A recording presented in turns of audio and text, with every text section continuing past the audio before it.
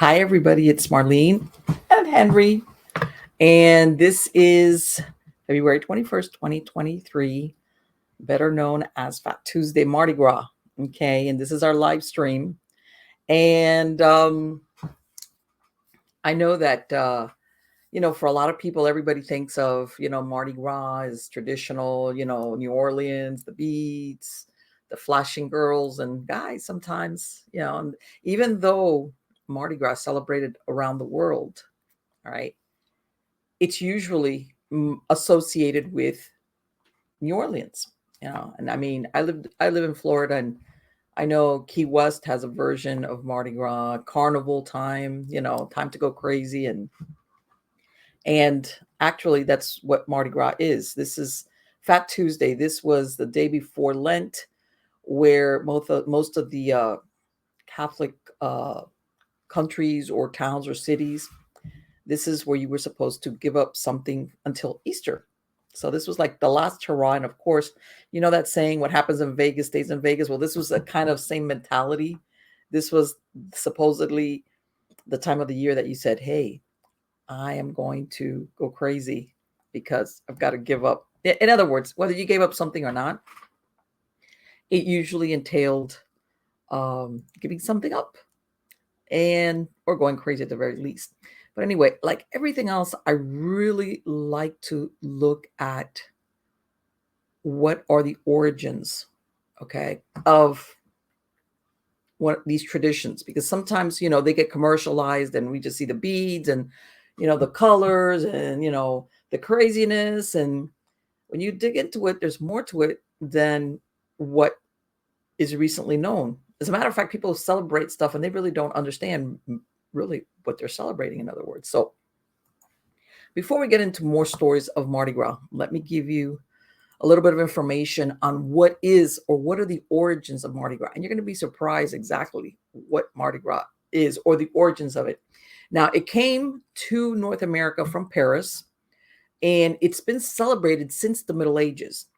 And in 1699, the French explorers Iberville and his men explored the Mississippi River from the Gulf of Mexico. Now, on a spot about 60 miles south of the present location of New Orleans, they set up camp on the river's west bank, the river as in the Mississippi River.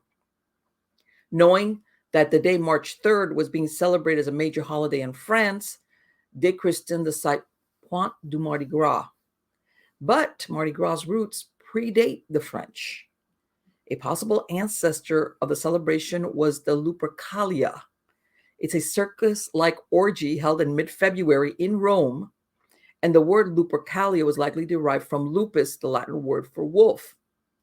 Now, the festival began at what was called the Lupercal Cave, and this was believed to have been the home of the wolf that raised Romulus and Remus, as in the founders of Rome.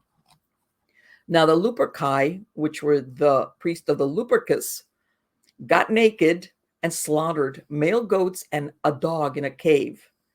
Then they ritualistically smeared themselves with blood in the process. It sounds kind of crazy, huh? Then they skinned the goats and took a nude tour around Rome's Palatine Hill, hitting women with strips of fresh goat skin. Women who were hit with the animal skins would now be considered more fertile. This ritual might have been connected in some ways to the sexual goat god Pan, who, according to Ovid, was also celebrated during Lupercalia. And of course, Pan and everything like that. That was, of course, go crazy, have a lot of sex. And, it's tied into the fertility thing. Now, some historians think that Lupercalia had a matchmaking element for which men would draw the names of women out of a jar in a sort of sex lottery. Sometimes a couple would only stay together for the festival, but occasionally the match would lead to marriage. Let's try this on for, that's if you remember what you did, the next day. Dionysus was another god that had a celebration around this time. He was the product of a human mother and a god. And for the Canaanites, he was known as the god of rebirth. Now, during the Roman Empire, in the springtime, they had a celebration long before the birth of Jesus for Dionysus, which was known as a god of revelry, and his followers were known as revelers. Now, this ties into the Saturnalian cults or Mithric cults. Now, mysteries were popular among the Imperial Roman army from about the 1st to the 4th century AD, and Constantine was originally a believer in Mithras. Now, remember, from the 1st to the 4th century AD was when Christians, in other words, Christianity was still kind of an underground type of a religion, and you had a lot of the martyrs, and when you hear about the Christians being taken to the games and basically killed, this was around that time. Now, a weird figure often found in Mithric temples is a naked lion-headed figure, which scholars based on a decantatory inscriptions for altars as being Ahriman, a demonic figure in the Zoroastrian pantheon. Now, 2 serpents encircle the body. It has 4 wings and a scepter in its hands, and it stands on a globe inscribed with a diagonal cross. On the spring equinox, the Druids would parade about an ox and then sacrifice it and bathe in its blood to cleanse themselves or atone for their sins, which is familiar to the worship of Mithras. In the Bible, there's mention of the worship of the golden calf known as Baal. So the point being that all these religions, sometimes that you think have they're different parts of the country and even time periods within ancient civilization, BC or AD, somehow or other, they all got tied into that sacrifice, the bull, going crazy. God knows, it was, and again, this has to do with the springtime. All right. And I don't have a problem with springtime, but I think, and in some cases, some of these springtime festivals, sometimes there was ritualistic human sacrifice depending on the cult. Sometimes they were underground, sometimes they kept it down low. But yeah, when you start getting into ritualistic, that thing about the blood and the fertility and things like that, and going crazy, things like that seem to go sideways sometimes. Depending, you have certain people in society that, prisoners of war, undesirables, sometimes the mentally ill. These would be sometimes the kind of people that would end up being sacrificed in different, festivals, if you want to call them that. Now, getting back to as far as with the origins of Mardi Gras. All right. Now, here they are, the French have landed in the southern United States, or what would be the United States. And in 1704, Mobile, as in Mobile, Alabama, established a secret society called Masque de la Mobile, and it lasted until 1709. And in 1710, the Boeuf Gras Society was formed and paraded from 1711 through 1861. That's about 150 years. The Promenade du Boeuf Gras was a centuries-old tradition during Carnival in which a large ox supplied by a prominent local butcher was decorated and paraded through the streets of Paris in the days leading up to Lent. The procession was held with a huge bull's head pushed along on wheels by 16 men. Later, Rex, as in Rex meaning king, would parade with an actual bull draped in white and signaling the coming Lenten meat fast. This occurred on Fat Tuesday. Ultimately, the livestock would be killed and the meat given out to the populace. So here again, we have that ritualistic sacrifice of the bull. And because, one of the things that you're supposed to, among the Catholics that you were giving up for Lent was meat. Now, in the late 1700s, this is pre-Lenten balls, okay? There were fêtes or balls that were held in New Orleans. All right, now under French rule, mass balls flourished, but were later banned by the Spanish governors. Because remember, there was Spain at one point, believe it or not, New Orleans in that area was held by the Spanish longer than the French, all right? But they banned it. And the prohibition continued when New Orleans became an American city in 1803. Louisiana purchased, remember? But by 1823, the Creole populace prevailed upon the American governor, and balls were again permitted. 4 years later, street masking was officially made legal. Now ask yourself, why would they ban masked balls? Because it says here masked balls and or the wearing of masks. Now, most of the balls were organized by what they call crews, Krews. Now, these were private social clubs where the members remained anonymous. And during the first part of this, it was strictly males. And again, who belonged in that club, you never knew. And of course, when they made their appearances during Mardi Gras, they were masked. Now, most Mardi Gras crews today developed from private social clubs with restrictive membership policies. There are about 78 presently, as in today. And in 1985, the crew of Dionysus, here we go, was formed. This ties into the true meaning of Mardi Gras, which is a god of wine, debauchery, and inspired madness. Now, in 1872, a group of businessmen invented a king of the carnival, or the Rex, to preside over the first daytime parade. To honor the visiting Russian Grand Duke Alexei Romanov, the businessmen introduced Romanov's family colors of purple, green, and gold as the carnival's official colors. Purple stands for justice, gold for power, and green for faith. This was also the Mardi Gras season that Carnival's improbable anthem, If Ever I Cease to Love, was cemented, due in part to the Duke's fondness for the tune.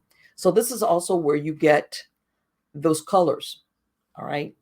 This is why the purple green, because some people don't realize really what are the origins of the colors. This is what it is. And there's a song that's, almost like the anthem and things of this nature. Now, let's now that we've gotten that out of the way, that you realize, you might look on the face of it and think, wow, Mardi Gras is great, time to party, throw beads, drink a lot and go crazy. But you realize this is basically BC. This is all tied in. If you take that thread and you follow it back, is a springtime celebration with debauchery. Yay, right? All right, but like all things, there's always something that happens in the mix that people, for some reason, that whole debauchery drinking thing, kind of like, what can I say, leads one into, what is that, temptation? But anyway, this is the first story. I thought, this is called The Murder of Delia Harris. Now, this is 1842 New Orleans, okay? Mardi Gras revelries are going on, but this doesn't happen in New Orleans. This happens in Richmond, Virginia. And what it is there's a man named Fletcher Heath. And he has a partner named Carter Wells. Now, Carter Wells is his partner. They have a faro room, a gambling room, over a place called William Wallace. It was called William Wallace's store, remember, back in those days. But they rented the space upstairs, and they used to run like a little gambling den, mostly for faro. Now, supposedly this attack, like many times, the origin was after Wells went to the theater with Heath's mistress. Now, he went up to Wells, shot him twice behind the ear. In other words, they were in that room, comes up behind him, shoots him twice behind the ear while Carter Wells is preparing a drink. Now, the ball passed through the roof of his mouth, the balls, plural, and lodged in the outer corner of his right eye. Now, he runs out into the street crying, I'm shot, I'm shot. So he's taken to a physician's house, and the balls are taken out. I'm telling you, sometimes when that's not your day. Now, afterwards, he's taken back to his boarding house in critical condition. In other words, he lives through it. He has a couple of balls taken out of the corner of his right eye. Now, Heath, meantime, flees, and he goes to a cross street, to a house that was on the corner of Tobacco Alley and Virginia Street. Now, as you could tell, Heath Fletcher must have been upset, mad, raged, whatever. He breaks a hole in the panel of a door and crosses through it. And who lives there? It's his mistress named Delia Harris. And he attacks her with a Bowie knife. Now, she puts up her hand trying to defend herself. and he severs 3 of her fingers from her left hand and broke her right arm in 2 places. Then he hits her twice on the left side of her head, splitting it open. Okay. Now, of course, everybody's outraged because first of all, she was this, they called her, she was a pretty mulatto girl. She was the cher amie of Heath, who was a gambler by profession. And apparently he was jealous because apparently all there was that Delia and the other guy had met by coincidence at a theater. But apparently he must have sensed that something was going on with them, and he wasn't one that was going to take rejection. So what does Heath does? He escapes the cities, but police officers arrest him at a place called Jarrett's. And this was like a watering place about 30 miles from Petersburg, Virginia. He was on his way out to Texas, by the way. So 3 days later, this is February 5th, 1842, he's sitting in a jail cell. Now, this is how the newspapers describe him dressed. Remember, this guy's a professional gambler. And by the way, he's dressed like a professional gambler. He's got on gray pants, a black frock coat, black satin vest, linen bosom and collar, black satin stock and high shoes. He wore black kid gloves and a black overcoat or in a green suit out. He was 5 feet 10 inches tall, weighed about 130 pounds. That's a very skinny guy, by the way. And he was about 25 years old. He had dark eyes and long black hair. His complexion was livid with a long face, sharp features, and cheeks sunken below prominent cheekbones. I swear to God, that to me, when I read that, it was like, this guy sounds like a vampire, a well-dressed vampire. Because if you're a man and you're 5'10" and weigh about 130 pounds, boy. So fast forward, this murder, it occurs in February. Remember, this is the olden times when you went to court right away. In April of 1842, all right, Heath is found guilty of the attempt on his friend's life of shooting Carter in the back of the head. But believe it or not, he's sentenced to only 2 years in the penitentiary. And at this time, the trial for the murder of Delia Harris is still pending. Now, a witness who testified during the trial described the evening of the murder this way. Bennett Scott, called as witness, testified that he went to the house where the prisoner and one Carter Wells lived, and there he played a game of cards with the prisoner, Wells being absent at the time. Then the prisoner shortly left off playing and went to mending a pair of pantaloons. That during this time, witness asked the prisoner where Wells was, and the prisoner as in being Heath, said he had gone to the theater. That the prisoner then said to the witness, quote, "Do you know that I would kill 2 persons this night if I came across them? If I had had half a pint of brandy, I would have done what I intended to do at Bradley's, and it would have been all over with them." End quote. That the prisoner had been seen talking to Carter Wells and Delia Harris and said they had been together at Bradley's that evening. He said that Wells and himself had rode out together that evening and stopped at Bradley's, where Delia Harris then was. That the prisoner said he would not mind killing any person, that he had once before shot a woman at a ball in Petersburg and shot a man in a bar room. That the witness, on the same evening before his conversation between himself and the prisoner, had seen Delia Harris and Martha Gilliam going to the theater and had mentioned this to the prisoner, which is supposed was the reason why he came to speak of Delia Harris. Okay. Next, the attorney called Carter Wells as witness. He testified that Heath had told him to tell Delia Harris she must not let him in if he came there the next day, because he would kill her if she did. All right. Bradley's, I'm not sure what that is, but I'm imagining it must have been either some type of hotel or saloon or something. So he's, according to him, whether it was true or not, he had already shot a woman at a ball in Petersburg. This was like on the outskirts of Richmond. He had shot a man in a bar room.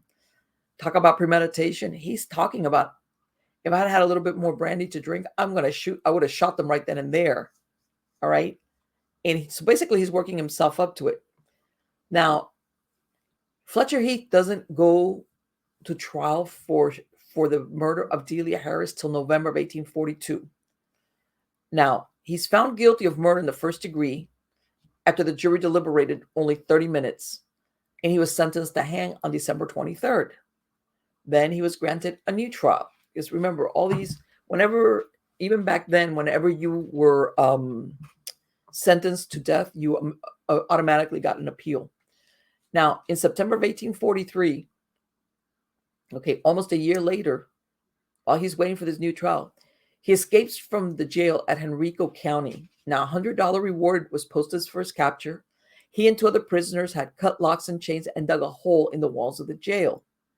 The last clue given of his whereabouts was in October of 1843, where he was believed to have booked passage to New York from Norfolk, Virginia. Now, Carter Wells, he dies 8 years later in 1850, 8 years after the shooting, and he was not an older man. Apparently, he didn't die at that time, but he was in his 20s when he got shot. So he died when he was in his 30s. So there must have been some type of effect from that shooting. Now, fast forward to 1895. We're talking almost 50 years into the future. The newspaper, the Richmond Dispatch, recollects this crime. Remember, this was an unsolved, well, it was solved, but he escaped and he was never recaptured. And it was reported that it was believed that Heath escaped with the help of his family, who lived in Petersburg and were well-to-do people. They say he lived a long time in Florida and then went to California from New Orleans.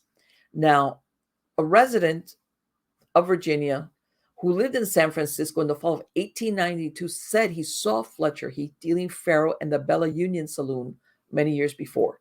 In other words, this guy got out, had family who gave him a hand at Petersburg, and he escaped. And remember, this is the middle of the 1800s. Goes to Florida, goes all over the place, but nobody's really looking for him that hard. And they even recognize him, but in other words, he got away. And who knows who else he killed along the way. So, yeah, there you go. That's our first Mardi Gras story there, even though that happened in Richmond, Virginia. And, okay, it's your turn, Wingman. You told me that because we were talking about old houses and things like that. And the reason why this conversation came up is, when you go to New York, when you talk about New Orleans and scary houses, God, there's a million stories about haunted houses. And I've spoken to even tour guides out of New Orleans. And a lot of them have told me that a lot of the hauntings are kind of like either not made up, but they're exaggerated, or they said, look, if there was anything there once, it's not there anymore. So I said, and he says, well, you know what? I have a story about something that happened with, what was it? That somebody that you knew that bought an old house. Which one do you want to know? The one that you told me about, the guy that bought the old mansion. Oh. I have a friend. It was a friend of a friend of mine. Bought a mansion in England, where the Trump had the casino in Atlantic City. In Atlantic City, and it was built in the 1800s, so the thing looked ginormous. But the thing about it, back then they made everything elaborate, so right. It's like it from the outside looked like it had 300 rooms, but not right. Really. Okay. When you walked inside, like the bedrooms were huge. Okay. But I guess the guy who was making it was drinking at the time. Okay. Because now, present time, each room would have had a bathroom. Right. Okay. You had to go downstairs to the back of the house to go to the bathroom, and it had 3 floors. So good luck getting to the bathroom by the time you got to the bathroom. Yeah, people don't realize that those old houses, there was all the bathrooms were on the ground floor. Yeah. So, our friend said, "Look, we need you guys to stay and give us the thumbs up. What did you think of it?" Because he goes, "I'm going to do a couple of renovations. I'm going to put central AC and all this stuff. But in the meantime, it's winter time, so you got to worry about that." So he said, "Just stay there. We have a stock fridge. Just stay the weekend and let me know what you think." So I went with my buddy and his son. We said, "Okay, not a problem. We didn't have anything to do at the time, so we said, okay." He paid our gas. He gave us food. Thumbs up. So we went there. We were looking around, and then they had the back then version of a widescreen TV, which weighed like 300 pounds. Yeah, I remember those. And I said, okay, that's free too. So he had HBO and all that nonsense on the TV. So he had a big couch that came from the previous owner. He said, look, the couch is clean. We had it shampooed, so don't start complaining. So we said, okay. We were there, and I went to the kitchen to get food. And his son said, look, Henry, I'm gonna go to this retarded bathroom. Because this originally was what you said was like a house, an old mansion Yeah, it kind was of a deal. mansion. Right. Okay. It was like very, very, very wealthy people okay. lived there. And at the time when they had the horse-drawn carriages and everything, Right. Atlantic City was the place to go. Right. Yes. People would go to the beach. People would go everything, and it was gorgeous. Right. We saw pictures of it. They had on the wall. The place was amazing. You know. So anyway, your friend is. So we went to the kitchen, and we were like making ourselves cold fried chicken and everything, and he was still in the bathroom. So I look and I see something go across the way, like a shadow, like from across the doorway. Like the kitchen was here, and there was a door, and then a hallway that you turn and you go to this circled staircase. Right. Going to the second floor, and then it circled again, and they went to the third floor. They had a little circle that went to the attic. Okay. I mean, the thing was like top notch. It was like they threw everything out, and it was all polished wood and white with crown moldings all the way around. Okay. Well, my friend was gonna get rid of all that anyway. Okay. And I see him go across the thing, and I started screaming.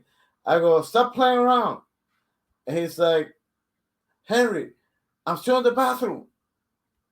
And my friend Vincent was sitting in the living room trying to figure out HBO.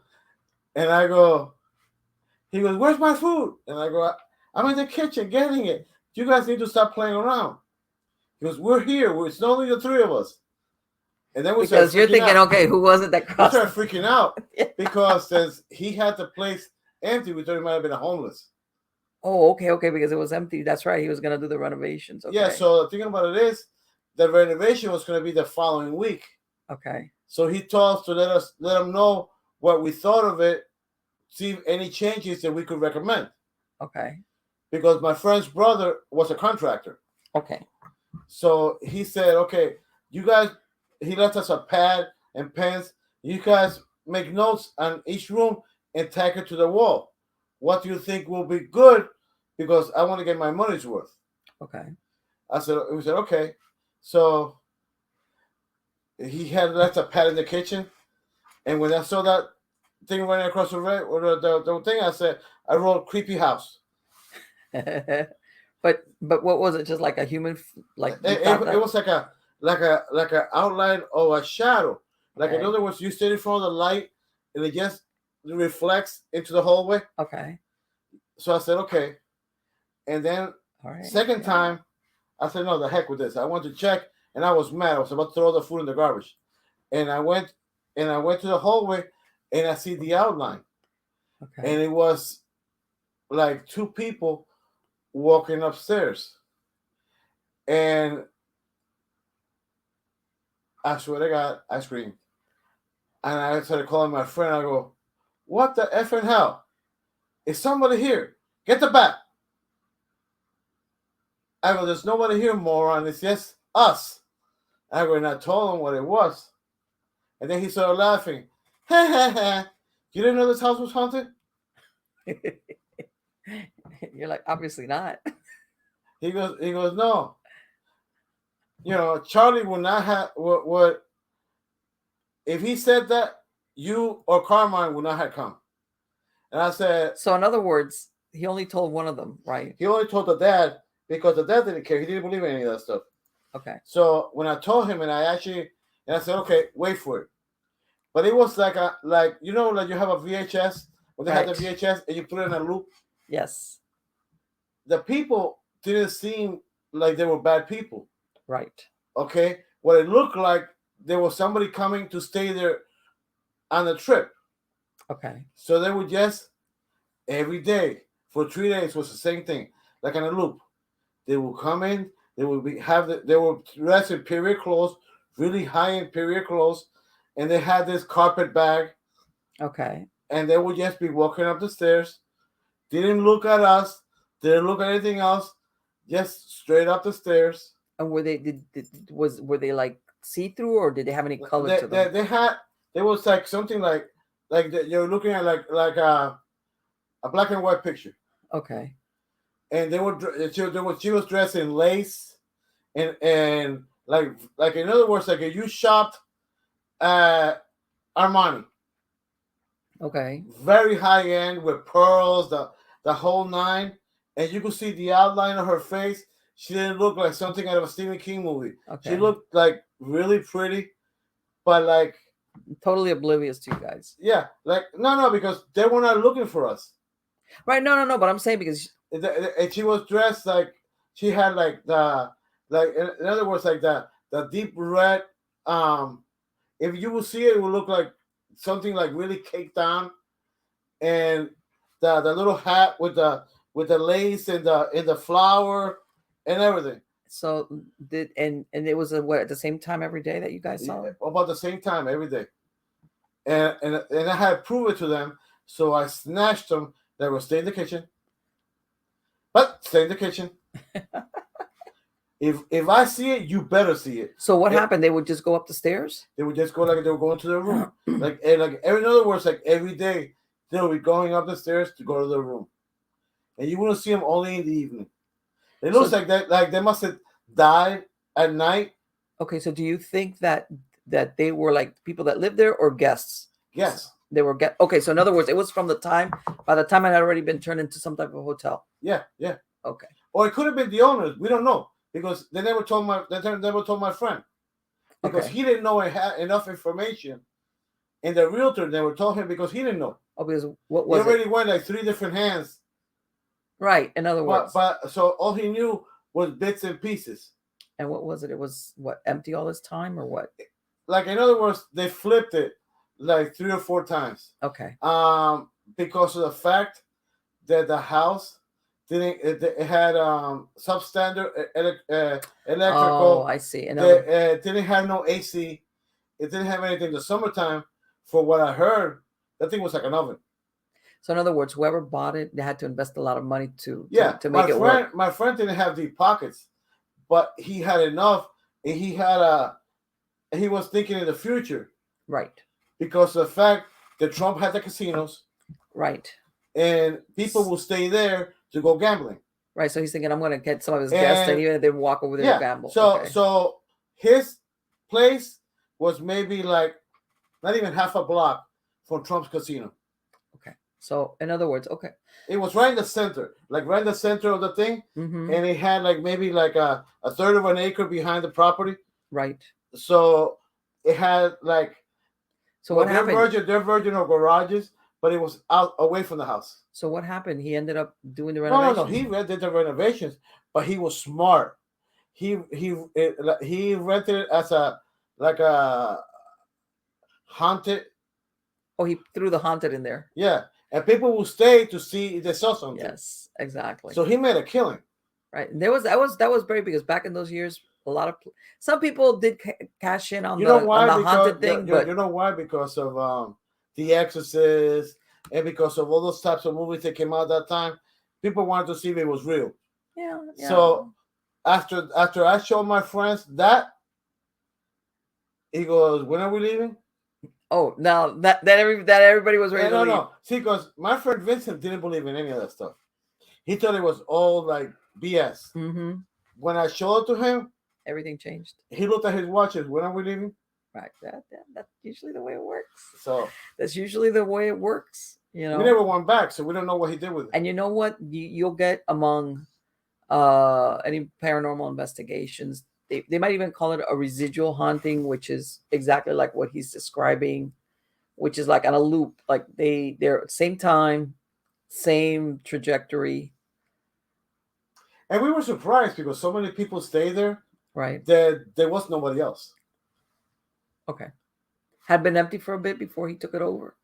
It was empty for about 6, 7 years. Okay. They couldn't sell it. They couldn't give it away.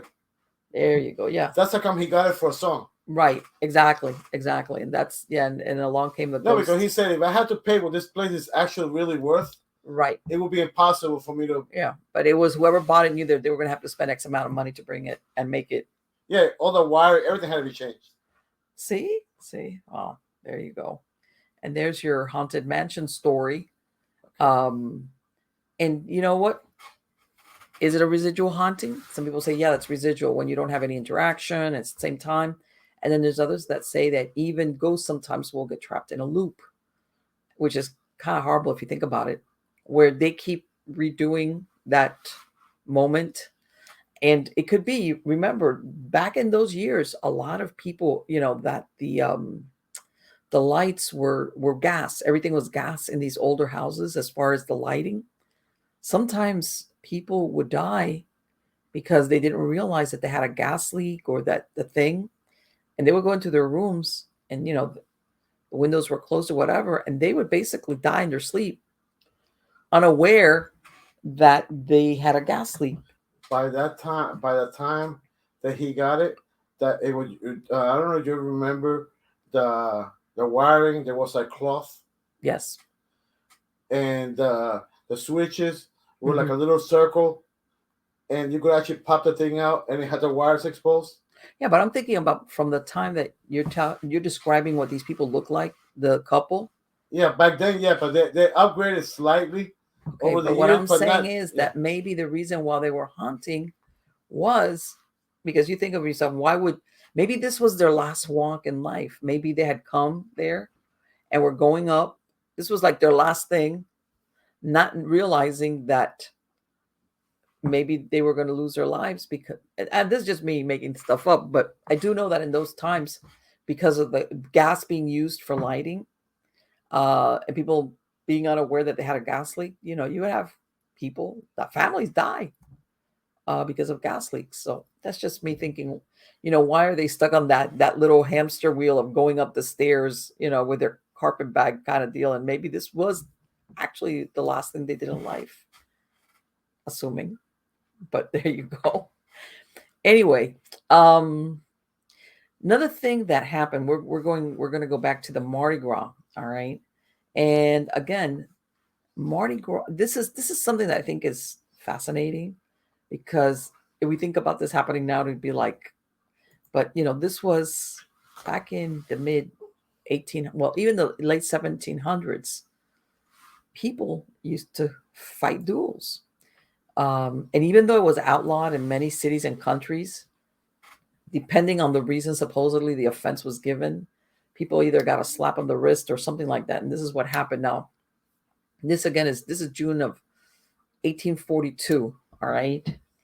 And this happened in France. Now they're reporting in June, but it actually happened in February 8th of 1842, which was Mardi Gras. And it reads how some ladies at the Fosse and the Arrigay were grossly insulted in the streets during the evening by a man in a mask and domino. On the following day, the disgraceful conduct, and I'm quoting here, having been attributed to a young man named Seguela, a Monsieur Vignis, part of whose family had suffered from it, accosted Seguela, and after some severe language, struck him on the face. A challenge was given, but from some obstacles, the meeting could not take place before March 5th, when Seguela received his adversary's ball in the head, and after lingering 11 days in great agony, expired. Monsieur Vignis and the 4 seconds were prosecuted and brought to trial at Foix on the 24th. They were all acquitted on the criminal charge, but the court decreed that Vignis and his 2 seconds should pay 3,000 francs as damages to the family of Seguela. Talk about losing your life over what?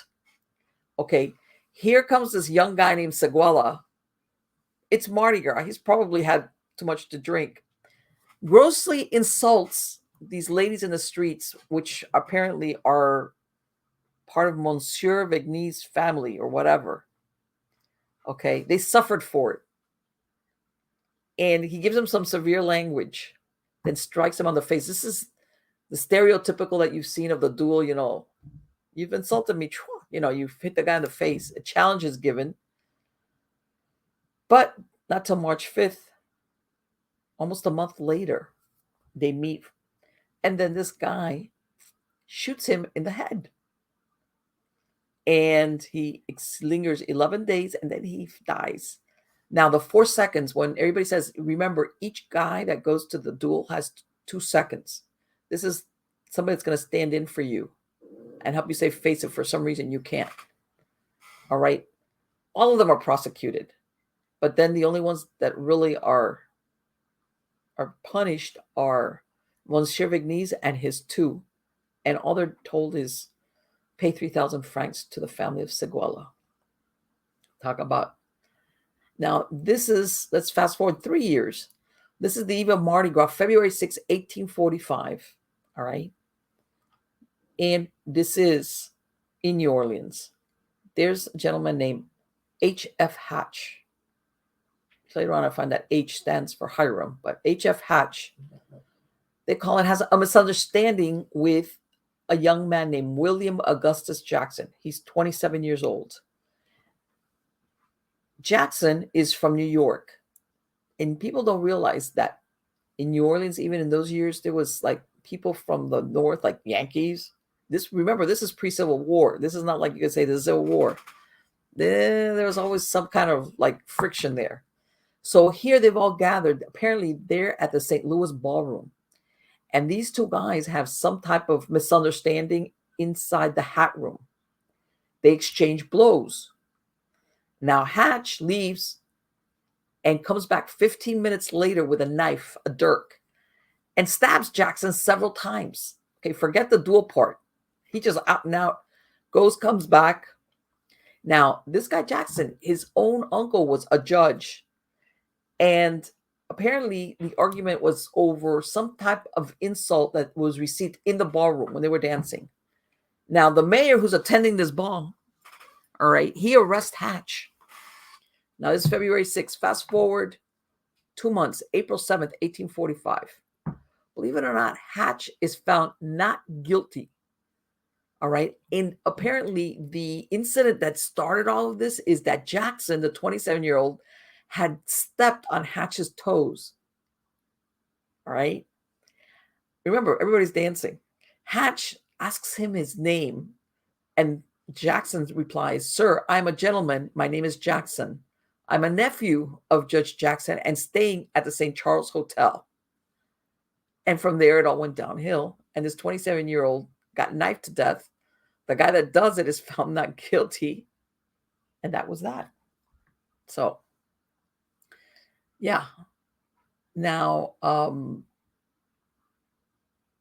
the next thing, which I found really interesting was, and I had never heard of this, was everybody's heard of the Casquette Girls. Now, the Casquette Girls are supposed to be in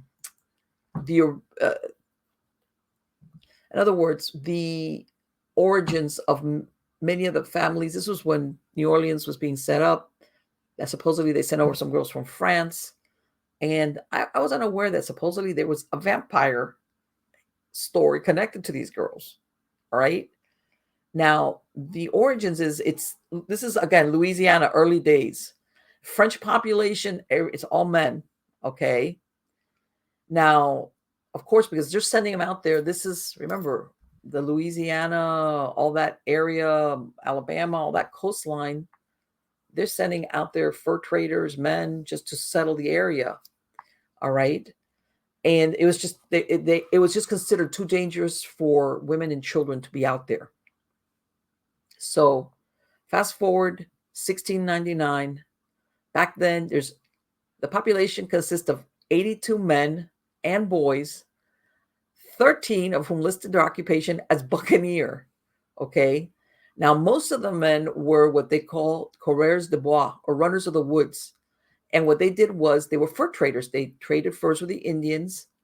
Then in 1704, the governor, which is Sieur de Bienville, he's becoming concerned that these runners of the woods, the coureurs de bois, are losing their Christianity by spending so much time with the Indians and marrying Indian women. Like, what does he expect? He's also worried about their loyalty. He's thinking, if we have a war with the Indians, whose side are they going to fight on? Remember, they're marrying Indian women, they're having children with these women. So Bienville is thinking, we need to bring good Christian women to Louisiana for these men to marry. Thus, he asked for what they call filles à la cassette, which in English translates to the casket girls. And this was the name given to these French girls who were sent to the colonies in the New World. And these girls were supposed to serve as the basis for the establishment of colonist families, right? Now, later on, it became like a matter of pride on the Gulf Coast to show that you were descended from one of these girls. Now, the first Casquette girls, they reached Mobile, Alabama in 1704. Then they send over, 15 years later, they send another bunch of them to Biloxi, Mississippi. And then another bunch of them in 9 years later, 1728, they send other ones to New Orleans. Eventually, throughout the years, over 700 Casquette girls are brought to the New World from France. Again, remember, this is the time of marriages and if you're legitimate, illegitimate children, and all these guys are worried is like, hey, we want. In other words, we've conquered more or less now we need to set up civilized society. Now, prior to these girls being sent out there, this was another problem. The women that were supplied to the colonists they went through the Paris streets and they took all the undesirables. Basically, they emptied out the houses of correction. These included prostitutes who back then would be branded on their face with a fleur-de-lis. All right. So that's another thing. Even if they had sent French women, it just wasn't just any French woman. It was like, yeah, they're emptying out their jails, their undesirables, and they were shipping them out there. And they're like, no, it's not going to work. So the Bishop of Quebec, remember, France is also going in there to Canada, on order of the French king, carefully selects all these girls for their reputation, their age, very young, of course, and pure values, so that, quote, they could contribute positively to the quality of the community. Now, these girls were recruited from orphanages, convents, and although they were poor, they were guaranteed to be virgins. Now, the Ursuline nuns, remember, we're talking now the ones that went to New Orleans, all right? In 1727, the Ursuline nuns had just arrived from Rouen, France, and they were told, chaperone these girls until they get married. Now, these girls were like 16 or younger, and back then, the law permitted a girl to get married as early as 12 years old. Now, of course, the reason why they're called the filles à la cassette is because they carried these little trunks overseas from France, which contained their belongings. A lot of people think of the casket like as in a bigger box. No, this was something that each one could just carry. It was a small box. Now, there was 88 girls that were sent to New Orleans. Now, the records indicate that all found husbands, even ones who, quote, look more like a soldier on guard duty than like a young lady, which means everybody got a husband. Okay. These Ursuline nuns is like, okay, everybody got a husband. Now, later on, and I'm not sure where this started, there were rumors saying that some of the girls were vampires and that the third floor of the convent where they stayed was haunted by them. So much so that the doors and the windows of the convent were bolted shut by nails that were blessed by the Pope. Now, there's another story, which I haven't found reference to it, was that back in 1978, two paranormal, either investigators or reporters, camped out in front of the old Ursuline convent, which is at 1112 Chartres Street, hoping to see some type of, I don't know, vampires return. I don't know what they were looking for. Story goes that they're found dead and insanguinated, as in no blood left, and supposedly the crime has never been solved. I did not find reference to that murder.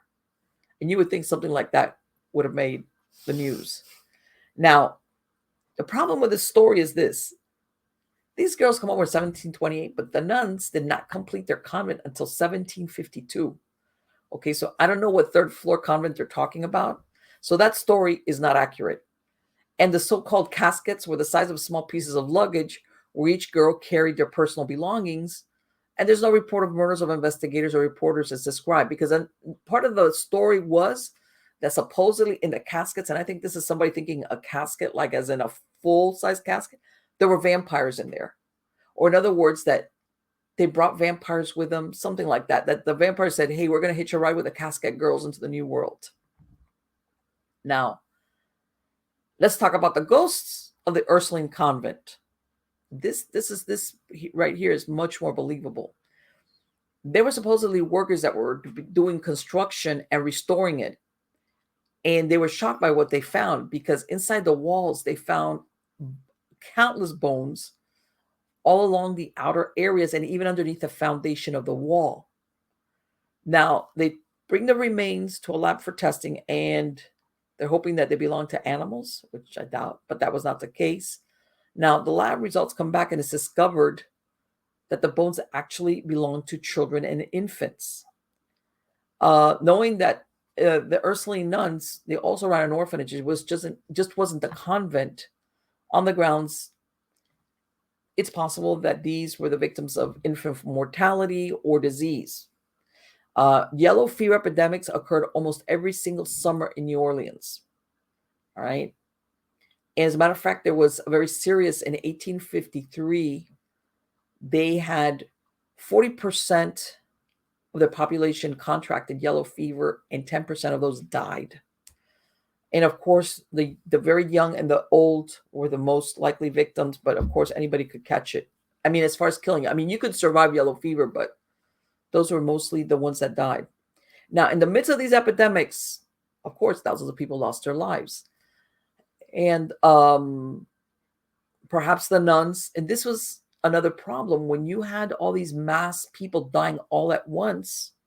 Okay, there's the morgues, the cemeteries, everybody that handles the deaths are they can't handle the traffic, and they themselves sometimes are taking, either they're sick themselves or they're taking care of their own family members. So what happens is all the people that would normally come in to take the dead and then bury it, those services are non-existent, which leads one to believe maybe this is why the nuns buried these children there. Now, it's difficult to say now how the bones came to be placed in the walls. And it comes, of course, as no surprise that the spirits of these children who once lived or were educated at the convent still haunt the property. There's reports of children's laughter coming from the front garden of the convent, even in the dead of night. And the museum closes at night, and there's no children on the grounds because now there's a museum there. And there's locals where from the surrounding buildings have heard or seen some children peeking into the gardens of the convent, and looks like small childlike apparitions playing right in front of the lawn. In other words, people in the area come over there to take a look and see what they see, and hoping to see it, and all they do is they hear the kids, which is kind of creepy, but that makes sense. So there you go. And let's, I'm not surprised that of all the stories, that's the one that I believe is very plausible. Now, you had a great story, Henry, which is this is the club story. The club story. Okay. Back in the day, I used to play a lot of the clubs. I used to DJ and run a lot of the major clubs in New York. But I also have friends that play in other clubs, and we used to go there to like help them out, like give them a hand, right, and just be there to give them, support. Right. And a lot of it hasn't changed. The real estate, even back then, was untouchable. So you will find something within a reasonable price, you would jump on it, even if you had to fight the rats to open the door. Okay. Um, People complain now paying $2,000 for a studio. Please, that hasn't changed. So our friend found a place in East Village. Okay. There was 100,000 square foot. The guy wasn't able to rent it for about 6-7 years. Um, through another person, we found that out because he didn't want to put it out that he couldn't rent it because afraid of people going in there and ripping it apart. Right. So it didn't have no for sale sign. It didn't have anything on there. So we kind of like slipped through the cracks. Okay. So we didn't want to. He didn't want to rent 100,000 square foot. All he wanted to rent enough to open up his club. Okay. So he made a deal with the owner that he would give him a break on the price. He could turn it into a club any way he wanted, but with the conditions that at least once a week he would do a walkthrough on the property and inside the building to make sure there was no homeless or no looters or anything like that, because he was afraid they would rip out the pipes, the Okay. copper pipes, the electrical, and then if you ever wanted to sell it, it will become unsellable. All right. Okay, so this is a little bit. I will go back. Years later, the building got condemned. Okay. So they were using the building, a lot of people, to do raves. Okay, but this is before that. This is This what your came this the came story. this came like much later after. I will come. I'm coming back. Right. To So, that. but your story is before the raves and all that other Yes, stuff. yes. All Okay. right. So Okay. this is what happened to the building after. Okay. But when we were there, he let them fix up the place and make it nice.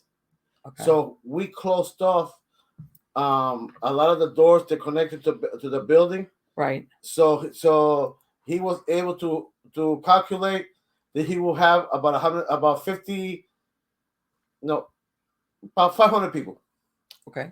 Well, 500 people, including the DJ booth and everything else. Right. So we were happy with that.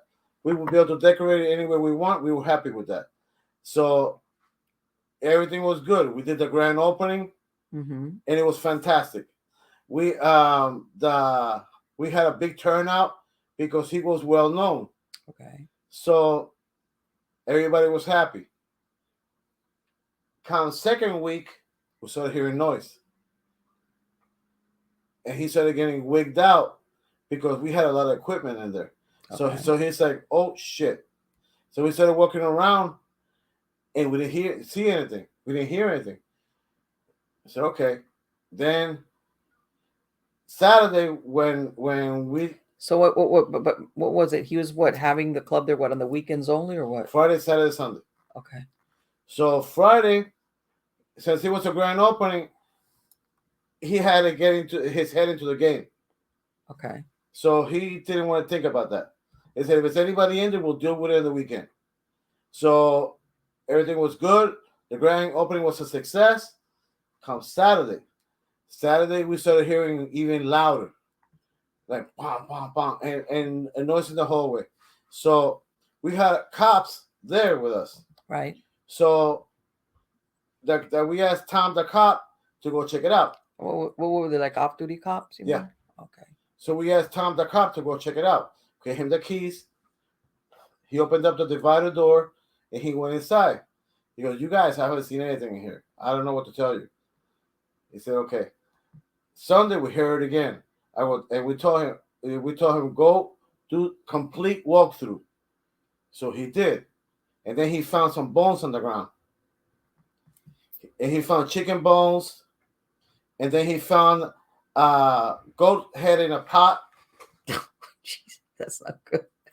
And so boy. So we didn't want to touch it. So that day we had a Haitian cop with us, Benny, and Benny was a good guy. Benny followed us everywhere. He said he was like our puppy. Everywhere we went, we had Benny. Okay. Because he was reliable. So we went and showed him. He goes, "Oh shit, man, this is not good. This is bad juju. Do not touch it."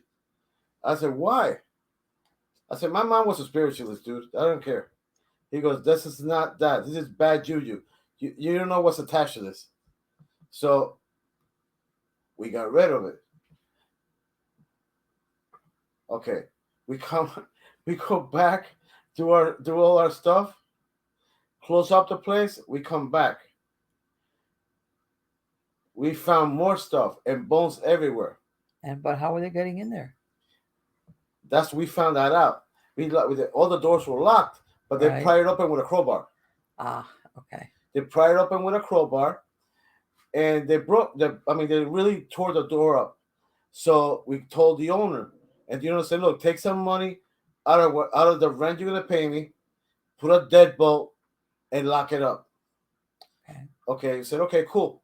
So we did that, and then we found notes telling us that stuff's gonna happen. But where did they leave? They were leaving the notes on the door. Okay. I was like, wait a minute. Okay, so you guys are going in there. All you do. So basically, what you're telling me is you're hearing noises. You guys go in there. You don't find people, but you're finding. Yeah. I guess what they were having ceremonies or something in there. Yeah. So we went. So we didn't think anything of it because we locked the door. Okay. But then we were still hearing it again. So after the padlock. Yeah. So now we had them go in there, and then we went with them. And it was more stuff. They had animal parts, and then he found a decomposing hand in the corner. See, that's and oh boy. He started looking around, and we told him, check out everything. Check out the closet. Check out everything. And he found a human head in the closet. Okay, that must have been the end of that. So, oh Jesus Christ!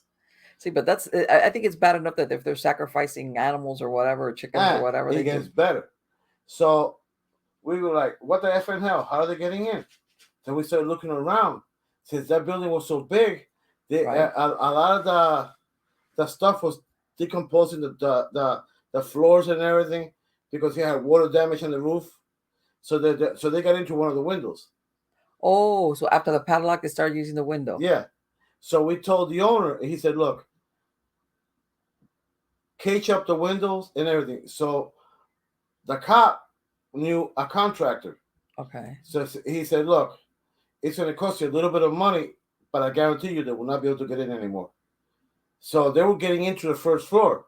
Right. So they caged up all the windows on the first floor.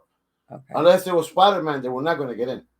Okay. So we caged up all the whole windows and everything. Everything was good. All right. Now we started seeing stuff in the hallway.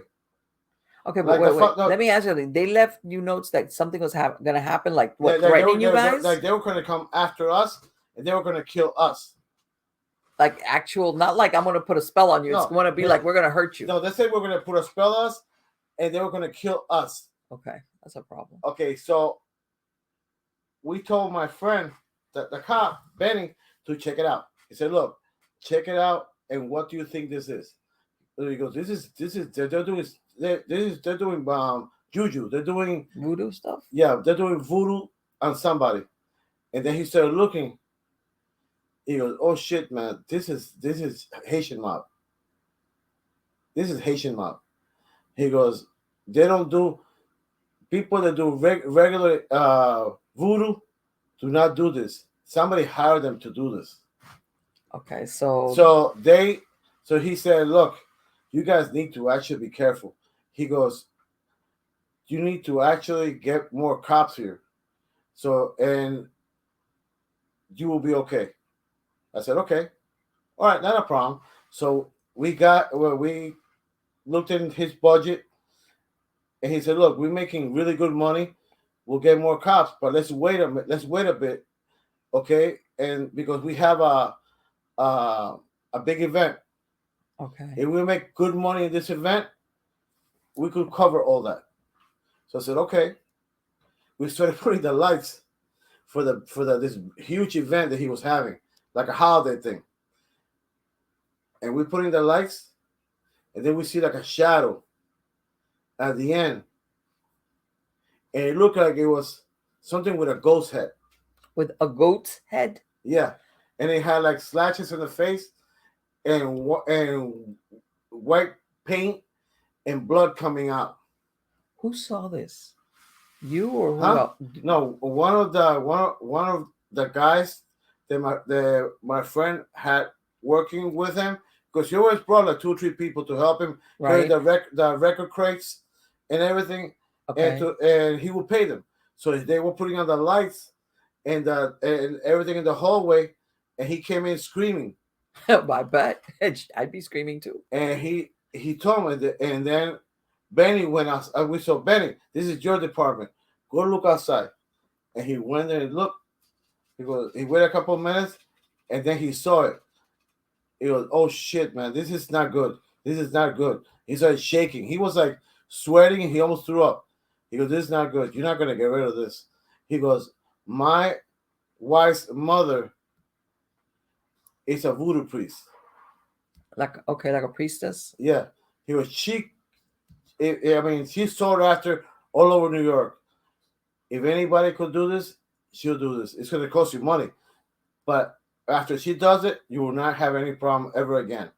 So he had her come down and check it out, and she nodded her head like she looked like street shades of white, and she goes, "I'll take care of it." And she was there for about 2 or 3 hours. But let me ask you, what did she say? I mean, in other She words, said that this is not like ghosts. This is demon stuff. okay, She okay, says this is like this what they summon here is bad. Like bad, it could mess your life up for good bad. okay. She goes, don't worry, I will get rid of it. So in the meantime, so they could finish the event, she salted up and she marked up the floor of the area and closed up the whole area and Okay. everything, and she's standing there by herself, and we locked her butt in there. Okay, okay.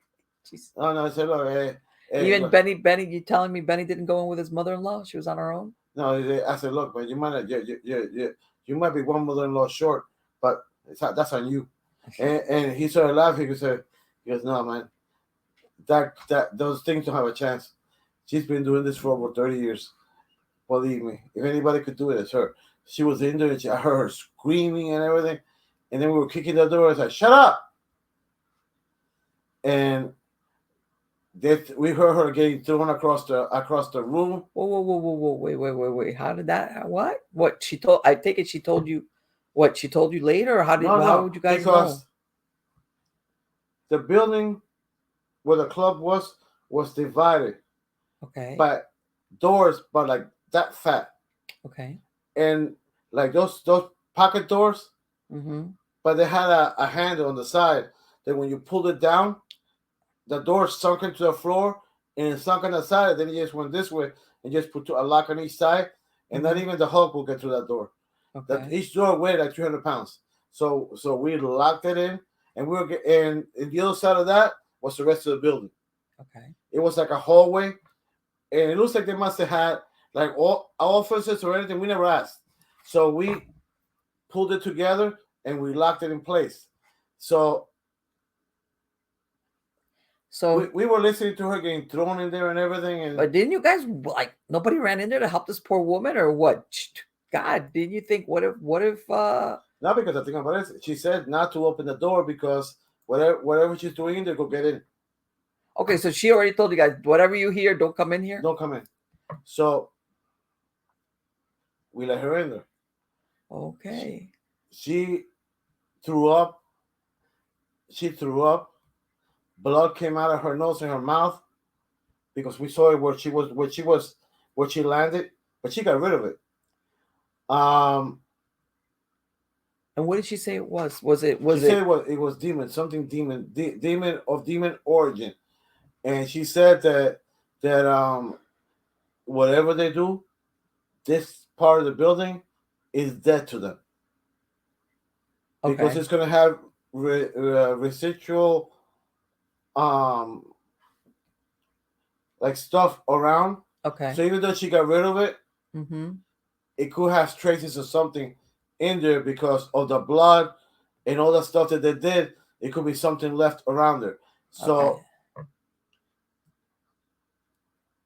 then we did a huge event with over 1,000 people. We opened up the other side of the building, Okay. and we opened up an extra part and added it onto this. So we had over 1,000 people, and a couple of the workers and the bartender heard like stuff in the hallway, but nothing on this on the side where they were. Like they heard stuff in there and everything, Right. but they didn't pay any attention to it. Um,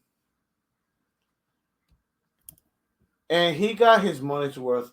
He did like 3 or 4 more shows, and after a while, they got used to the noise. And unfortunately, But what the was making the noise wasn't live people. It was whatever she had the dealt with. was left in there Okay. after she left. They she said it will. We might end up hearing stuff But because of the blood and the rituals they did. let me ask you so I have to you said that they found a human hand and a head. What did they do with that stuff?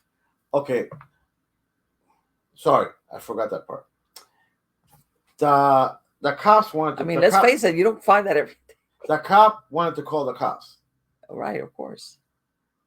We told them that we couldn't call the cops.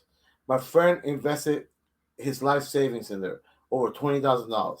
He said that if the cops came, they would shut him down and he will be broke. He will be homeless because out of that he was paying his apartment, paying all his bills. So he said, "Look, just cut me a break and just let it go." So he got it. He understood. So what he did was said, "Look, I'm gonna call a friend of mine that's that works in a funeral home, Mm-hmm. and they'll Okay. burn it. No harm, no foul. But this cannot happen again. Okay, so I cannot do this again because I could lose my job." Right. In other words, if we find any more human body parts, that's it. No, it says but if by accident or intentionally Right. you find anything that they left behind, I'm That's gonna it. have to write it. Of course. So he, we said thank you. Everything was good. So he did his shows, he did all his stuff, and he even the cop was scared to come in there after that. I bet. Jeez. But let me He tell you. stayed next to the DJ booth until the last show. He did about a year's worth, and then like they started having. We don't know if it's part of that or what. They had started having electrical problems Right. and leaks that they never had before. The lights were going messed up. So unfortunately, the guy, he said it would cost more to have that place up to code Right. than having a little DJ club for a short period of time. So what they ended up doing was bulldozing that place. So, but since But my let me friend, ask you something. But this was because you told me later on that that building was used as a rave club, or what happened? Did they? no, yeah, yeah, oh yeah, that's right. What I said at the beginning, before there's people squatters. What they did was they says that's what raves are. People So, but going what happened to into this? empty buildings, and unknown to the owner, Right. They just they do raves. So a couple of kids from the area were doing raves. They were coming in through the basement. They must be out of So their let me mind. ask you something. So what did he do? That when he started having all those electrical problems, what he left or what did he do? Well, he told the kids, my friends, Uh huh. said, "Look, you guys help me out. So can you? I mean, do you guys want a better spot?" And my friend looked at him like he was retarded. He goes, "What do you think?" So he said, "Look, I got another building. It's only 5 years old." Ah, okay. He goes, "I'm too old to be dealing with this stuff. Oh, okay. Okay, and I'm going to be moving out of town. you guys could have the building, take care of it, and if you guys want to buy it down the line, I'll give you I'm first sorry, crack guys. on it. That's my dog. I'll give you first crack on it. Hey, Jin, cut it out. So by the time that my friend left the building, we didn't realize that he was like hoarding all the money that he was making there. Okay. And living in his mom's house. Okay, so he was able to do well so afterwards. What he did was he outright bought the building. The second one. Yeah, he outright bought the building, and we didn't realize that the building on the far side of the building was unused. So what he did, he fixed it up, and he rented it out for office space. Okay. And then the right side, he used it for the club. Okay. So it was funny because the people from the office were going into the club. Why not? So what happened? So this place basically, and believe it or not, I'm thinking from the point of view that sometimes you go into these places and weird stuff is like what he's describing has happened, and of course it starts disintegrating and the landlord's not upgrading and you have these raves and you think, man, I wonder what those people were exposed to when they were in there doing those raves. And you know what? Unfortunately, it's a lot of kids. I mean, I was a kid once, but I was also a bodybuilder, so I didn't think about doing drugs or any of that stuff. But a lot of them they do X, right? And so when they're doing X, their mind's in another world. So they're not thinking. They see a gold right in front of them, ooh, pretty colors. So they're not thinking. They're not thinking about that. But still, I'm thinking about from a more malevolent, as far as negative influence, and things like that. I'm not talking about what they see. I'm thinking about what people are susceptible to, especially when the influence of especially something like that. Especially stuff that was left over after that lady cleansed that place. Of course. That's what I'm talking about. Yeah, whatever was left behind, whatever they did. Because let's face it, it's bad enough in my book to be sacrificing animals, but if they had their human body parts, whether they sacrificed it or they got it after the fact, because I know that a lot of these dark rituals, sometimes they do their human sacrifices, or sometimes they send people to rob graveyards so they can get the heads and the hands. I'm sure that has special significance. But let me ask you something. So what is it? What the Haitian mob was using these voodoo people to do? So they're very superstitious. Oh, okay. They're very superstitious. If somebody even doesn't do anything, if they're in like invading their territory, okay, or they want to like ask for like a specific favor, like to bless them, or to like that they want to be invincible, mm-hmm, or they want to sell their drugs and they want to be a millionaire. It could be a number of things, but they need to have something to offer. Sometimes they'll offer one of their own enemies. Yeah, I believe that. The Haitian cop, he goes, man, you don't have no idea what my mother-in-law has seen. Let me tell you. Okay. Right. Next, down to the next normal story. He's like, that's a tough act to follow, Henry. Okay, but I'm gonna get back to like let's go to just regular old stuff here. We're gonna go back. We're gonna go back to New Orleans, okay? And this is a story, and it's 1838. All right. Well, no, I take this back. They talk about the story in 1838 New Orleans, but supposedly it had happened from before, okay? And it's told about this man called Claude Plancow, who was known as Claude Lebeau. Now, he lived in a house below Canal Street. Canal Street is one of the big avenues that they have in New Orleans, which was where everybody would parade around. It was one of the main streets from the original New Orleans. And this, of course, was during the late 1700s. And he was said to never look on a woman but to win her, and never one but to destroy. Sounds like a real nice guy. In other words, if he couldn't have her, he would destroy her. Now, after his attempts at seducing all these different women or girls in New Orleans, he would disappear from the city, probably because there was some father, uncle, brother gunning for him, wanting to have a duel with him and kill him. And it's really weird because he says he had no associates or friends. and none could tell where he came from or where he went. His only companion was an old woman who lived with him, and she was like his cook and like a housekeeper. Thing was, this old woman knew all his secrets. In other words, where the bodies were buried. Now, it was rumored that he was connected with Lafitte, which was a pirate at that time.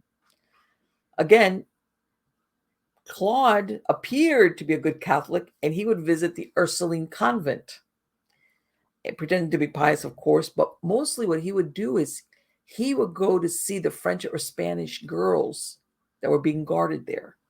Because believe it or not, it wasn't just the casquette girls who were sent to the Ursuline convent to be like chaperoned. It was like young ladies that were sent there.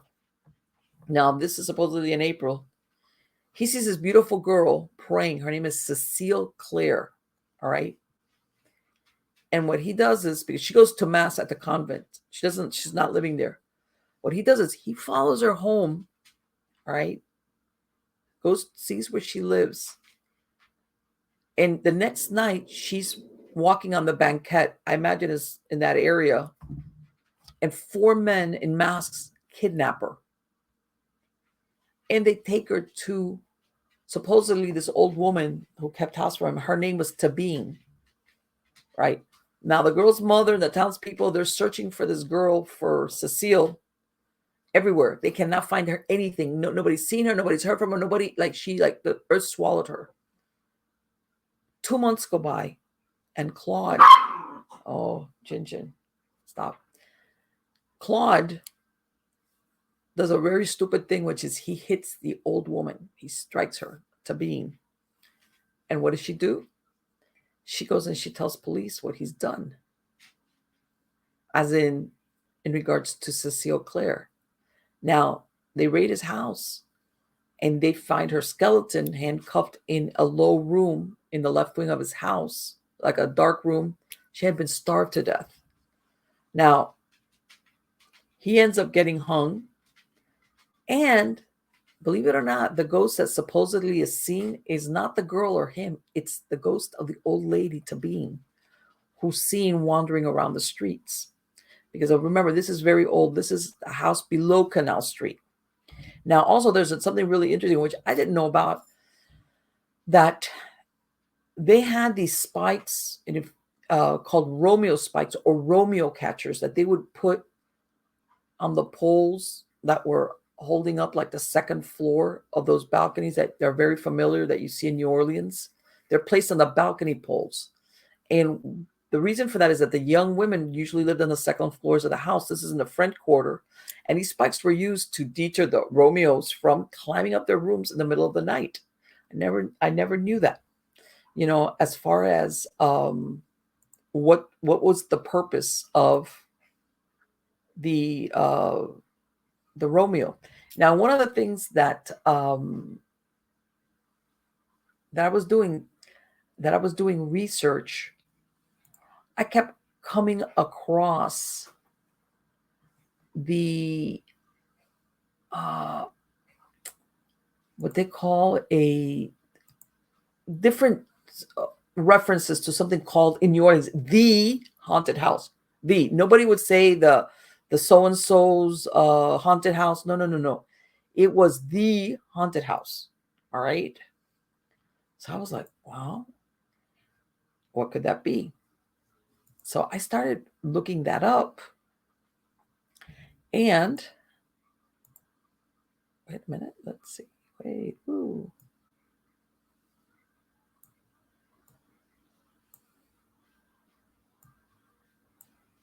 All right. And this is what I found. This haunted house, this place was so famous in New Orleans that it was called the haunted house. Okay. And it was supposedly, all right, in 1863, by then they were going to demolish it. Okay.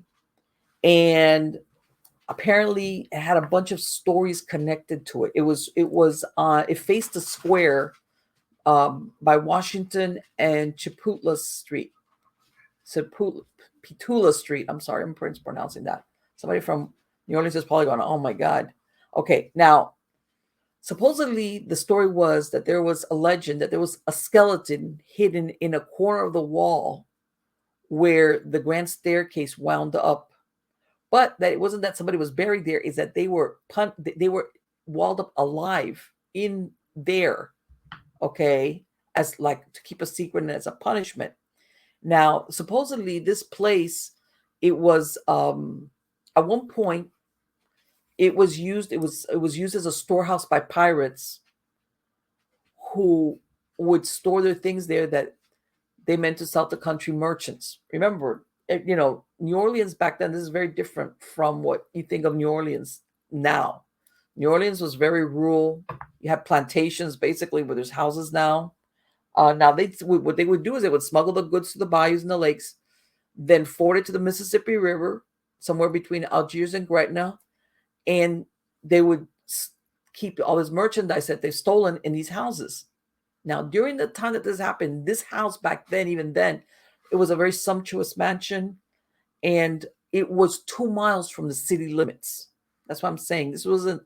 Eventually, it would become New Orleans proper, but back then it was 2 miles away, and it was a very large plantation. It had all these beautiful parks and gardens, and the main entrance was bordered by a grove of orange trees. Now, the again, nobody ever knew back then in the 1800s. First of all, its true age, uh, and some said it was one of the first brick houses constructed in Louisiana, and also that the Barataria pirates met under its roof. That was until General Andrew Jackson captured the leader, and this is in 1814. But that throughout the years, some of the best families in Louisiana lived there, but many left suddenly, and eventually it became abandoned and fell to ruin. Now, another rumor was that there was a treasure on the second floor, all right? And then there was another story that said it was buried in the grounds under the main floor of the house. Remember, again, this all stems back to the thought that this place is being used by pirates. Now, in the late 1850s, police officers from the 4th District, they hear these rumors that there's something, buried treasure, something. And what they decide is they're going to go there after dark and start looking for it. So they show up there one night with their picks and their shovels, and they start to dig. And about 4 feet down, they hit something made of wood. So the leader, which was a sergeant, he brings his lantern, goes down into the hole, and he sees that there's like what they call a wooden keg. And it's very heavy. And of course, in their head, they're thinking, oh my God, this is full of gold and jewels and whatever. So they don't even open it there. They take this thing home. And then when they open it, all it is caked gunpowder because it's damp down there. So, but they don't give up. They come back the next 2 nights, digging at the same place. But what happens is that soon that hole starts to fill with water because remember, New Orleans is below the sea level. So they give up. It starts filling in with water. So a few years later, a group of young guys, they challenge each other to spend the night inside the building. And it's a little bit after 10 p.m. So they go up to the second floor, and they hang out and they talk. And then they hear the church bell. It's midnight. And then one of them says, hey, why don't we go up to the roof? Because remember, this is a flat roofed house. Let's go up to the roof, the open roof. They go up there and they decide they're going to spend the rest of the night there. Now, about 1 a.m., all of a sudden they hear these slow steps coming up the stairways, and they can hear it creak. And then they're thinking, because they're all looking at each other as in, we're all here. Who is that? And then all of a sudden they see what they called a woman that looked like a corpse. She's dressed all in white. And that was it. Everybody runs for cover. All right. They rush the stairs and they go down. Remember, this is a winding staircase, which is one of those that goes like circles. All right. And they just, every man for himself. Okay. Everybody runs out. They jump the low fence and they're at the open street. And then all of a sudden they realize that one of the guys that was with him is not there. He's missing. And they're calling and whistling for him. Nobody's going back in there to get him, though. No reply from the guy, right? So they all leave to go home. It was like, sorry. They're worried about him, but still, they're as worried as they are. They're too scared to go back inside. So this young guy, the one that's left behind, he finally arrives at home as dawn is breaking. So of course his friends ask him, "Hey, what happened?" And he's talking how he fell through a hole in the roof. All right. And he found himself in the attic of the house. And he stayed there all night until it was daylight. But they said that he never talked about those hours he spent alone in the narrow room. Now, not long after this, he committed suicide by taking poison. All right. And the cause, they said, when they did the inquest for the suicide, was unaccounted for. Now, supposedly, and I don't know how much of this is accurate, but this is what they reported, they had found in the debris of this house, because I guess it was falling apart, was a lady's casket. All right. This was supposedly found by the demolition workers. Now, the box, the casket it was disfigured. It was very old. And inside they find, they have a hard time opening. They open it and they don't find anything as in far as like a body or a skeleton, but they find all these old like manuscripts somebody's written down, and they have no idea who wrote it. Now, they were saying that there was the page that was found in the casket was the autobiography of a young woman, quote, which seemed to have written there. I'm sorry, my dog's here having a moment. That she, in other words, that she had written it while condemned to a secret death, and which she had written in her album. Come here, you guys. Come here, be quiet. There you go. There's nothing like giving authenticity to a ghost story is by having dogs bark all of a sudden. Anyway, okay, so basically, it's like they find this page in the casket of some young lady who's written this because she's been condemned to a secret death, and she, whatever. All right. Now, some wondered if the story is true. Is it just a romance? Somebody like supposedly some young ladies penned this.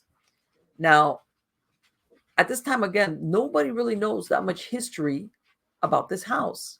So the next day, supposedly this newspaper editor, they write the story about what they find, and they get a letter from a guy that says, "I see much talk in the papers lately about the haunted house on Washington Avenue. Much of it is incorrect. In your paper, I see that you say its age is a matter of dispute. The reason is that it's mixed up with another old house that was built a long time after.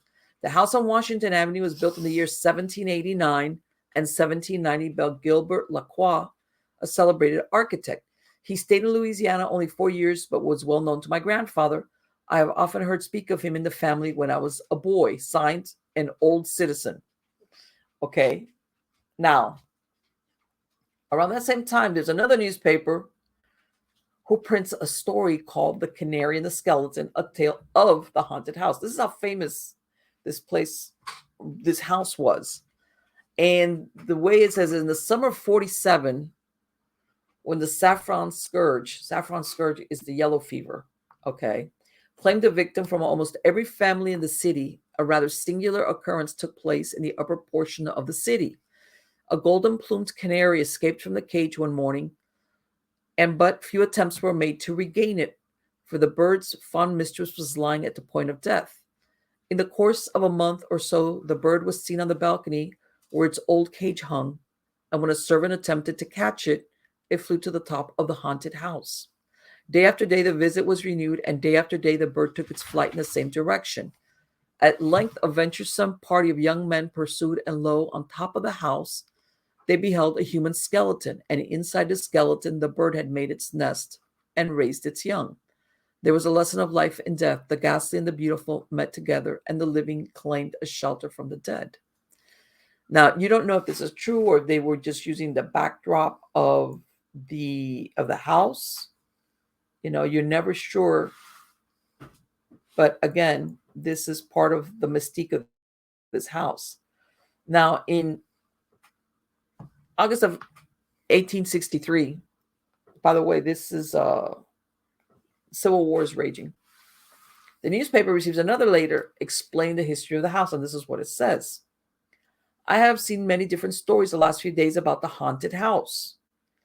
Being an old citizen of New Orleans coming into this country 60 years ago, I can give you some details concerning the house. This fine mansion, for was one of the most magnificent structures in the country, was built before the century and was constructed for the family of Mr. Livaudace and Madame Livaudace, who now reside in Paris and still owns the property. It has never been finished. During the time that old Mr. Livaudace occupied the house, a pirate of Lafitte's gang came and sought refuge there and revealed to the proprietor the place where there was treasure hidden. He was then very sick and died shortly after, but when search was made, the treasure was not found, although a small casket containing different papers was discovered. If the workmen will dig near the old magnolia tree, they will find many skeletons there. As for the house, there are two or three vaults in its walls, one particularly in the middle room called the Labyrinth, which was a very dark place, the only light proceeding from the roof. A person desiring to secrete himself there, when once in the hiding place inside the wall, could not have been found. Having visited the house from 1800 to 1830, I am able to give you the details, and truer also than those given by a daily paper of this city.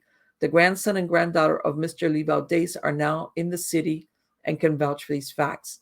At that time, the house was surrounded by orange trees and had once been one of the finest gardens of the state. Please excuse my bad English being an old Frenchman. Yours respectfully, Y.F. de R. Okay. So far, this man's story checks out. And you makes you wonder if that labyrinth that he talks about, that very dark places where that guy fell through, that young man, that he fell into that room. Because apparently this house, if you think about it, it was constructed apparently in order to have secret rooms, which is maybe why the pirates used it, or somebody that already when they constructed it had thoughts of maybe that they were going to be smuggling stuff. Who knows? Now, a few days later, the same guy, the same gentleman, sends another letter, and it's dated August 27th, 1863. And this time he says, "Dear sir, my last I omitted many things concerning the haunted house, which I now give in this letter. At the time that Livaudace's house was built, the first district was then a vast plantation belonging to old Mr. Saint Marie, where sugar canes used to grow. Then came the Livaudace plantation, and I remember very well, being then very young, that on Saturdays we were in the habit of going to hunt on Mr. Saint Marie's plantation and coming back the next day, for it was considered at that time as way out of town, with our bags full of duck, geese, etc.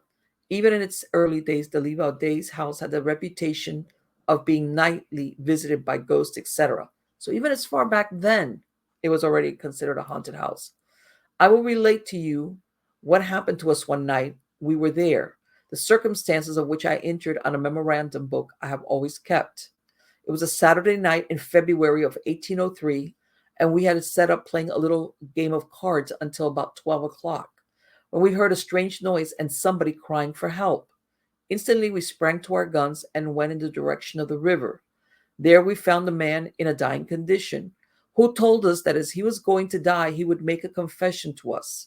He said he belonged to a band of pirates whose rendezvous was a mile further up. He declared that he had been stabbed a few minutes before for refusing to obey the order of his chief to go and murder the inmates of the L house, which I assume is Livaudace. 2 or 3 weeks before, he said they had murdered two planters on their way up the coast and had buried them under a big oak tree, then standing near the fountain of the park. He gave us his name as Francois Largot and his birthplace as La Rochelle, France. We took him to the house and he died there. 2 or 3 days after this, at about 11 o'clock at night, the servants came running to the house very much frightened and told us they had seen a ghost in the garden with a lantern in its hand. We went out and saw a person dressed in white garments. We cocked our guns and cried to him to stop or else he would be shot at, but he refused to stop. We then fired at him, wounding him in the leg. He declared to us that he came there to frighten the people of the house so as to rob it of all the most valuable things. We then dressed his wounds, put him to sleep, but the next morning when we awoke, the bird had flown out of his cage. In the year, which of course led you to believe, was that's a neat trick. Was the haunting the original stories of hauntings? Some guy running around pretending to be a ghost so people would stay away. Now, then it continues. In the year 1858, some young men belonging to the second district at the same you were publishing the history of the haunted house came to me as they knew that I was well acquainted with the house to accompany them on a night errand, for they were going, they said, to remain a whole night in the house and see the countess. But I could not go. One of them told me afterwards that they had gone to the middle of the stairs when a perfect shower of bricks came pouring upon them, and they all gave up the idea of sleeping in the house. Before many a day, the traveler will no more be able to pay a visit to the old mansion, now being demolished, may hear from others all the different stories concerning the haunted house of Lafayette. Pray excuse my long letter, but as I do not doubt that it will interest the public in not having to speak of it again, I remain yours, etc. Y.F. Der. Now, in January of 1864, the house is still standing, and the stories were whispered that at least 7 bad spirits had taken refuge in the minds of persons walking past the mansion. In other words, if you walk past the mansions, you were basically getting psychically attacked. Some describe being knocked down and a small crime wave, a robbery perpetrated by a gang which attacked pedestrians, was believed to be the pirates that once came to the house to hide their loot. When and if the brick mansion known as the haunted house was demolished remains unknown. So there you go. That's our story to finish out the Mardi Gras of 2023. And it goes to show you that a lot of these things that, it makes you wonder how much of it was true, how much of it was made up. Here we go. How much of it was real. So, anyway, for those of you who are going to do think of this as Mardi Gras as the precursor to Lent, you know, well, this is it. The nice big hurrah. So till next year, I'll be having some other live streams. But don't forget to join us every week on Stories of the Supernatural, and also subscribe to my Live Stack newsletter, which I have all the announcements of all the new things that are going to be happening over in Stories of the Supernatural, and also with the other Nightshade Diaries and everything else. But again, thank you so much for being part of my audience, and you are all wonderful. Take care, you guys.